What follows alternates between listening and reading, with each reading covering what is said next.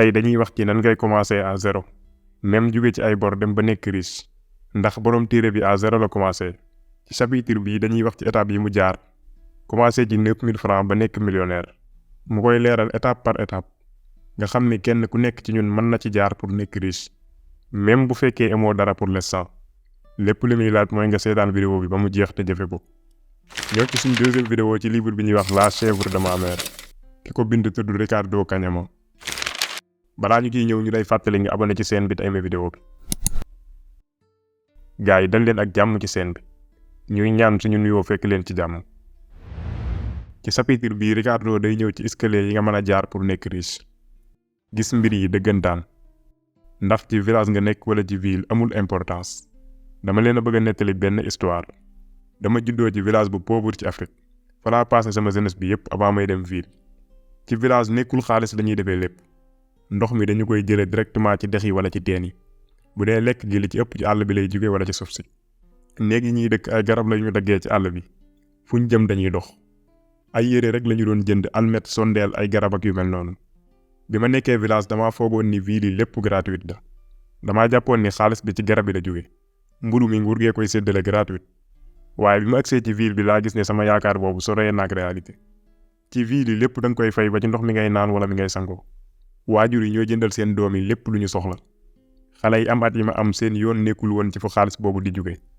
ma doon wax ci sama xel ni sûrement dafa am garab kuy waddal xaalis. ma commencé nag di wër garab googu waaye gisuma dara. ci beneen côté ma gis ni ville yi dafa wute ak village yi. village yi à peu près ñëpp ñooy tolloo niveau de vie. bu dee ci ville yi nag ñenn ñi ay riche lañ ñenn ñi ay pauvre. am na ci ñoo xam ni sax dañoo pauvre lool. différence bi ci société bi dafa rëy te dafa leer. waaye ak loolu lépp riche ak pauvre yi yëpp dañu doon dépenser. gone yeeg mag ñi yëpp dañu doon dépenser pour dund. ma gis ni ñenn ñi dañuy judd ci pauvreté màgg ci pauvreté dee ci pauvreté. amit ñuy judd ci riche màgg ci riche dee ci riche. waaye tamit mu am ñuy judd ci riche mujj nekk ay pauvre. comme ni mu amee ñu judd ci pauvre mujj nekk ay riche. ci téere bii rek dañuy wax ci dernière catégorie bi. mooy nan ngay nekkee pauvre tey suba nga nekk riche.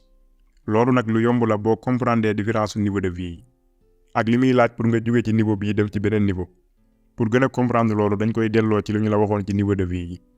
niveau de vie yooyu nag dafa am ñeenti xaaj yu bokkul. dafa am ñoo xam ni dañoo pauvre lool sax.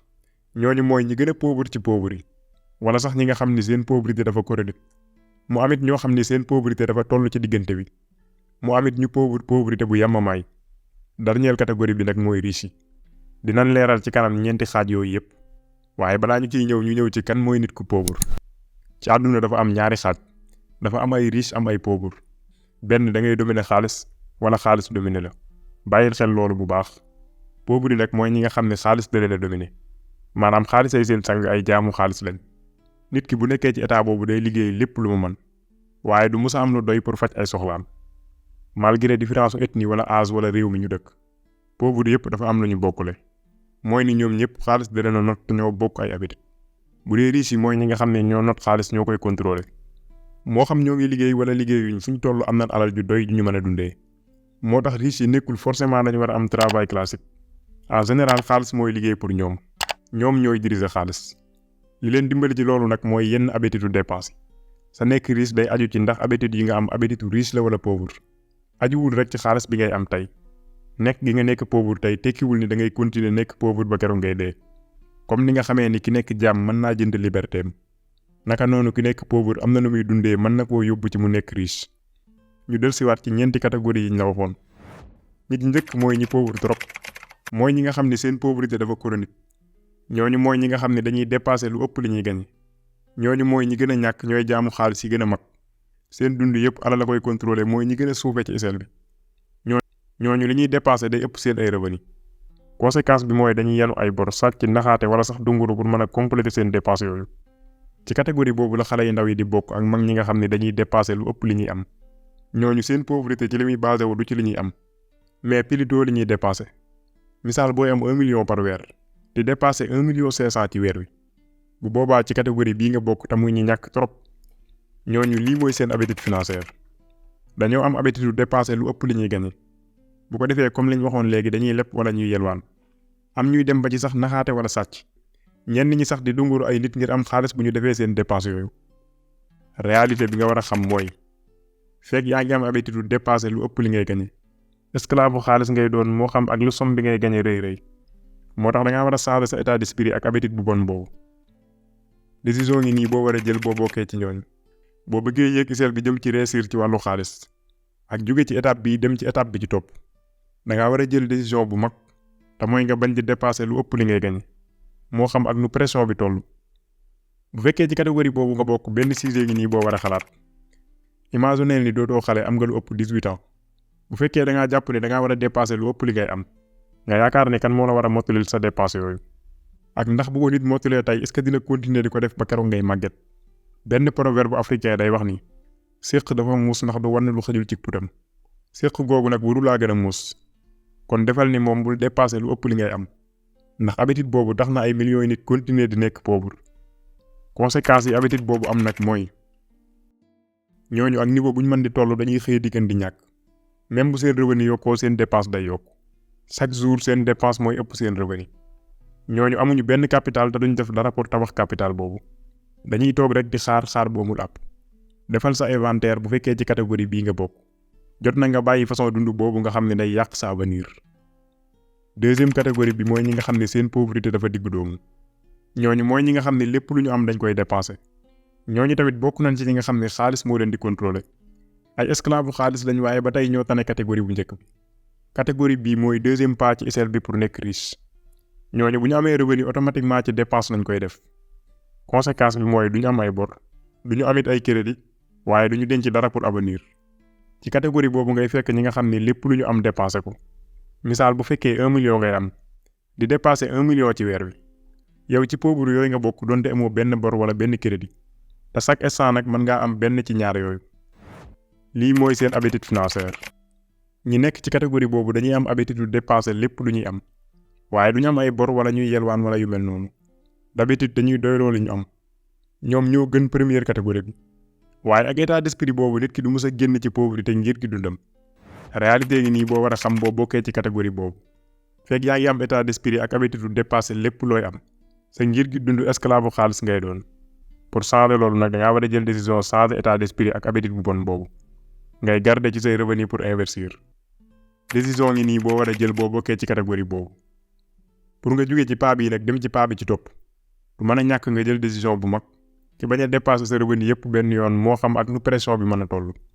gardeel lenn ci sa xaalis ngir mën a tabax capital bi nga xam ni mooy sauver sa avenir ci pauvreté. boo bokkee ci catégorie boobu benn sujet ngi nii boo war a xalaat imagineel ni dootoo xale dépassé nga 18 ans boo yaakaaree ni mën ngaa dépasser lépp looy am lan mooy xew tey boo xëyee ñàkk sa liggéey. xoolal ci melentaan noor bi yépp dañuy wër lu ñu dundee waaye du ñu lekk li ñuy am lépp dañ ciy denc lu ñu dundee bu nawet jotee ba mënuñoo génn. bul nangu nag melentaan gën laa muus defal li muy def bul dépasser mukk li ngay am lépp. conséquences yi habitude boobu mën a am nag mooy ku bokk ci catégorie boobu ak niveau boo mën a toll da ngay gën di ñàkk ak nu say revenu gën di yokk say dépense noonu lay yokkoo. ñooñu du ñu am capital te duñu def dara pour tabax ko dañuy toog rek ñoom it di xaar. évaluer sa xaalis bu fekkee ci catégorie boobu nga bokk jot na nga bàyyi niveau de vie boobu nga xam ne day yàq sa avenir. génn ci pauvre jëm ci richesse ci état d'esprit boobu lay commencer. troisième catégorie bi mooy pauvre yu yemamaay yi mooy ñi nga xam ne duñu dépasser lépp lu ñuy am. ñoom dañuy denc lenn ci li ñuy am pour dépasser ko ëllëg ñoom dañuy denc rek pour régler benn problème. ñoom ay pauvre lañ waaye ñoo gën a muus yeneen pauvre yi. seen nekk esclave bu xaalis moo gën a néew yu ñeneen ñi. xaalis du leen contrôler à 100%. ñooñu ñooy troisième pas ci échelle bi. seen situation immédiate mooy ñooñu bu ñu amee revenu dañuy dépenser lenn li denc lenn li. conséquence bi mooy dinañ am xaalis bu ñu réserver. dinañ am lu ñu denc pour ëllëg. catégorie boobu ngay fekk ñi nga xam ne dañuy denc pour dépenser ëllëg. seen situation nag mooy revenu égal dépense. conséquence yi mooy du ñu am ay bor. du ñu am ay bor du ñu am xaalis. waaye dinañ am lu gën a bari en l'avenir.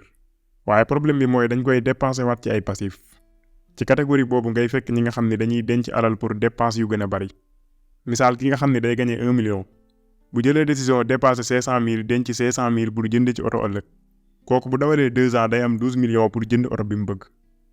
réalité ngi nii boo war a xam bu dee ci catégorie boobu nga bokk. xamal ni fekk yaa ngi denc lenn ci say revenu pour jënd benn marchandise boobu diñ ci jot waaye du tere da ngay continuer di nekk pauvre donte sa vie mën naa stable. bu fekkee bëgg ngaa nekk riche un jour da ngaa war a jël décision denc waxuñu denc kese nag pour jënd oto wala kër waaye denc pour tabax capital ngir investir. décision ngi nii boo war a jël boo bokkee ci catégorie boobu. paa bi topp ci bii mooy état bu riche yi. pour àgg ci moom it faaw nga jël décision bu mag te muy tabax sa capitalu bopp pour investir. benn sujet ngi nii boo war a bàyyi xel. xamal ni oto baax na kër baax na waaye terewul a nekk pauvre. riche yi nekkuñu ay riche parce que dañoo am oto wala kër. riche yi dëgg mooy ñi nga xam ne seen xaalis day liggéey. bu fekkee da ngay dajale ngir jënd oto wala kër ndax yaakaar nga ni loolu dina la def riche un jour. bu fekkee da ngaa bëgg a àgg fi riche yi nekk. premier pas mooy nga dajale ngir am capital pour investir. conséquence bi habitude boobu am à long terme mooy waa catégorie boobu ak fu seen niveau de vie toll dañuy continuer nekk pauvre seen ngir gi dund. fi seen pauvreté di gën a feeñee en général mooy bu ñu jëndee oto wala kër ba pare. rarement la ñuy am lu ñu mën a dundee bu ñu nekkee mag. catégorie bii amuñu capital pour investir te duñ def dara ngir tabax ko. ñooñu dañuy xaar te dañuy continuer di xaar seen ngir gi dund xaalis ñëw pour ñu commencer. boo bokkee ci catégorie boobu jot na nga jël décision pour génn ci teg beneen pas pour nekk riche. képp koo xam ne day dépasser revenu mi yëpp te du denc au moins 10% ci li muy gagné. day mel ni ki nga xam ne dafa rey wenn bëy bi mu amoon. nga xam ni moom amatul benn possibilité wu am gétt. ñaari xalaat a ngi nii yoo xam ni mën na laa dimbali. benn bi mooy bu fekkoon dencoon nga 10% ci li nga doon am ci 10 ans yu mujj yi. ndax doo am tey kon capital bu baax pour investir. ñaareel bi mooy boo jëlul décision saa tey. ndax da ngaa bëgg bañ a yor dara fii ak 10 ans yi di ñëw. quatrième catégorie bi mooy riche yi. riche yi ñoom dañu différent. waaye am na lu ñu niróolee catégorie bi jàll. mooy ni ñoom it duñu dépenser alal ji ni am yëpp. waaye duñu dajale seen xaalis pour dépenser ko ëllëg ci ay passif. comme ay oto wala kër. ñoom dañuy denc lu mu néew 10% ci seeni revenu. pour tabax ci seen capital ngir investir. foofu mooy fi nga xam ne ñi nekk riche te commencé à zéro fa nañ commencé. ñook nit ñi am liberté financière tey contrôler alal. habitude boobu ci riche yi mooy base bi sos ak ay yokk richesse. ñooñu seen situation mooy bu ñu amee revenu dañuy dépenser waaye dañuy garder 10% pour investir. résultat bi mooy dañuy am capital pour investir. foofu la état bu nekk riche nag di commencer. misaal kii fayeeku 1 million. bu jëlee décision utiliser xaaj bi denc xaaj bi pour investir. kooku bu dawalee 2 ans day am 12 millions yoo xam ne dina ko investir. léegi xaalis boobu nag dañuy indiwaat beneen xaalis. loolu la ñuy tuddee richesse. différence su catégorie bii ak bi ñu weesu mooy li tax nit kiy denc. kee day denc pour dépenser waat ko ci ay passif. kii day denc pour investir. dañ la jox misaal nag ci somme 1 million waaye mën na doon somme bu nekk. ak lu somme bi ndaw ci même yoon bi rek ngay jaar. mooy li ñu doon wax ni boo mënee daw dawal boo mënul daw doxal. boo mënul dox sax nga raam waaye jamais bul musa taxaw. ak lu yoon bi yàgg boo taxawul di nga àgg. réalité bi nga war a xam ci catégorie bii mooy. di nga nekk riche saa boo commencé denc pour tabax capital investir. riche yi mooy ñi nga xam ne am nañ ay ressources yu leen di indil xaalis. moo xam ñoo ngi liggéey wala liggéeyuñ. tabax capital pour investir mooy premier pas pour jëm ci richesse. mooy secret bi gën a rëy pour tabax indépendance financière. décision ngi nii boo war a jël. bu fekkee bëgg nga am richesse bëgg nga am alal ju gën a bari. commenceel di dajale ngir benn objectif. te mooy nga tabax capital pour investir. benn sujet ngi nii boo war a xalaat. 80% ci millionnaires yi wala milliardaires yi judduwul rek nekk riche. waaye dañ koo mujj doon. borom téere bi misaal la ci loolu ci ñàkk gu metti la jaar. riche yëpp moo xam ñu ndaw ñi ci ñoom wala ñu mag ñi. am na lenn lu ñu bokkule mooy ni ñoom ñëpp seen xaalis day liggéey pour ñoom. te loolu dañ koy tabax ci moyens yi ñu am. mosoo dégg nit ku riche saa xaalis. capital boobu nag ku nekk mën nga koo tabax. xaalis day woo xaalis. ñi ñàkk dañuy gën a ñàkk ñi am dañuy gën a am. li ko waral mooy base bii ndax utiliser nañ ko wala déet. lii loi la boo xam ne du mës a changer ci xaalis. mooy ku am dinañ ko dollil. ku amul ñu coppati ci li mu war a am. conséquences yi aju ci catégorie boobu. même bu fekkee say revenu dafa néew par rapport ak say dépenses. booy denc gën kaa néew 10% ci li ngay gagné pour investir à la fin di nga mujj nekk riche. catégorie boobu mooy ñi nga xam ne dañ leen respecté. amuñu woon xaalis waaye dañ doon dajale ak investir ba xëy nekk riche. benn conseil ngi nii boo xam ne dina la jariñ. bu fekkee da ngay rêver un jour nga nekk riche. da ngaa war a yokk sa habitude denc pour investir. jàpp ci habitude boobu sa ngir gi dund. richesse ajuwul ci li ngay am tey. ci li muy aju mooy ni ngay gérer loolu ngay am. waxoon nan la ni bu fekkee 1 million ngay am tey dépasser 1 million pauvre nga. donte li ngay am par weer bari na. li des ci téere bi dinañ wax ci nan ngay dajalee sa xaalis pour am bëy wala capital pour investir. buñ ci paree ñu jànge nan ngay yokkee sa capital moytu perte. waaye balaa boobu dañuy ñëw ci importance bi intelligence financière am. intelligence financière africaine. am nañ ci Afrique ay nit yu ñu formé formation yu baax ci wàllum académie waaye ñooñu xamuñu dara ci wàllu xaalis looloo tax ñu bari ci ñi ñuy formé ci école yi di réussir ci liggéey professionnellement waaye dañuy échouer ci seen côté financier en général seen ñàkk xam dara ci finance day feeñ ci seen ñàkk mën a ràññetle actif ak passif. pour nga gën a comprendre intelligence financière dañuy delluwaat ci misaalu bëy wi actif mooy bëy wu jigéen wi mooy utilisation bi garder sa alal wala mu koy yokk avec le temps misaal boo dencee sa xaalis nga investir ko wala nga jënd ay part wala ay biens immobilier mën nga koo jaayaat lu ëpp li nga ko jëndee woon ci sa revenu bëy wi mooy gën kaa néew 10% yi nga war a denc pour investir. passif nag mooy bëy wi nga rey mooy utilisation bi nga xam ne day wàññi sa alal wala sax mu jeexal ko mooy li nga xam ni moom ngay consommer wala di ko dépenser pour faj say soxla. dinañ ko gën a leeral ci beneen buntu bi ñuy duggaat incha allah booy dépasser sa revenu yëpp wala sa richesse yëpp pour consommation di nga atteindre lenn ci say bëgg-bëgg waaye yaa ngi rey bëy wi te mooy sa richesse.